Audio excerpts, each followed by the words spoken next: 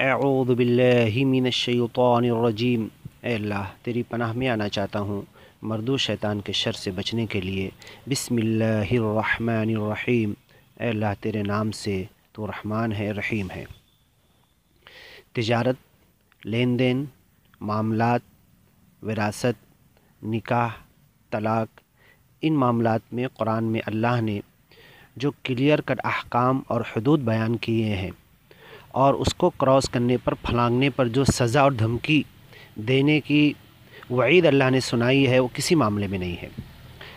اب رہا نکاح کے تعلق سے، نبی اور امتی کے لیے قانون میں ضرور کچھ فرق ہے۔ خالصۃ لک من دون المؤمنین، کچھ ایسے نکاح کے تعداد وغیرہ، ملک یمین، کچھ اس تعلق سے قرآن میں خالصۃ لک من دون المؤمنین، اے نبی تمہارے لیے خالص ہے، مومنوں کے لیے ویسا نہیں ہے۔ قد علمنا ما فرضنا علیہم، اور مومنوں پر ہم نے کیا فرض کیا وہ معلوم ہے، ہم جانتے ہیں، تم بھی جانتے ہو، ہم نے قرآن میں بیان کر دیا۔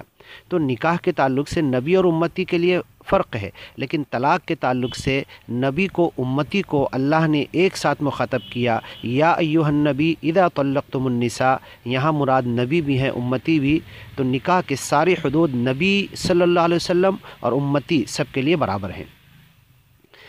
اب رہا معاملہ قرآن کی آیتوں سے، فَإِمْسَاكُمْ بِمَعْرُوفٍ او تسریح بِإِحْسَان، دو مرتبہ طلاق دینے کے بعد رجوع کر لینا، یا دونوں مرتبہ عدت کے اندر اگر رجوع نہیں کیا، عدت ختم ہو گئی تو دو مرتبہ عقد جدید بنا حلالے کے کرنا، یہ قرآن نے حق دیا ہے۔ دو مرتبہ رجوع میں تو بیوی بھی آڑے نہیں آ سکتی، لیکن عقد جدید میں خاندان والے اپنی عزت کا مسئلہ بنا کر روڑا بن سکتے ہیں، تو اللہ نے کہا فَلَا تَعْضُلُوهُنَّ أَن يَنكِحْنَ أَزْوَاجَهُنَّ، اگر ایک مرتبہ طلاق دیے اور عدت میں رجوع نہیں کیے، دونوں اپنے راستے چلے گئے، پھر وہ زندگی کے کسی بھی موڑ پر دونوں آپس میں پھر سے نکاح کرنا چاہتے ہیں، نکاح ثانی، تو ان کے لیے روڑا مت بنو۔ اسی طریقے سے دوسری مرتبہ نکاح ثالث پورا پروسیجر ہونے کے بعد اس میں بھی روڑا مت بنو۔ تو دو مرتبہ رجوع کا حق یا دو مرتبہ عقد جدید کا حق، یہ مسلم ہے اس مرد کے لیے جو اپنی بیوی کو چھو چکا ہو، جنسی تعلقات قائم کر چکا ہو۔ وہ مرد جس کے جنسی تعلقات اس کی بیوی سے قائم نہیں ہوئے اور نکاح کے بعد من قبل ان تمسوہن، طلاق دے دیا چھونے سے پہلے، فما لکم علیہن من عدہ، تو نہ عدت ہے، نہ رجوع ہے، نہ عقد جدید ہے، فوراً جدائی ہے۔ یہ صرف اس صورت میں ہے، قرآن میں وہی ایک صورت فوراً جدائی کی بیان کی گئی ہے، اور کوئی ایسی صورت قرآن نے ویلڈ کیا ہی نہیں فوراً جدائی کی۔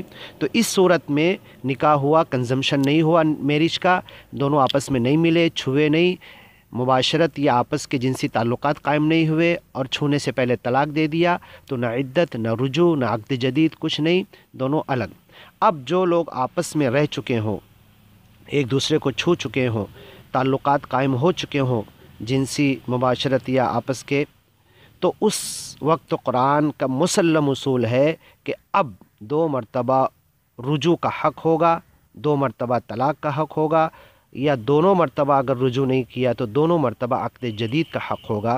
اس کے بعد فَإِن طَلَّقَهَا، اب اگر تیسری مرتبہ زندگی میں اس نے طلاق دیا تو اس کے لیے وہ عورت حلال نہیں ہوگی۔ اب یہاں پہ فَإِن طَلَّقَهَا، اگر تیسری مرتبہ طلاق دیا، دو مرتبہ طلاق دے چکا یا اور دونوں بار رجوع کر چکا، یا رجوع نہیں تو عقد جدید کر چکا، تو تیسرا دے گا۔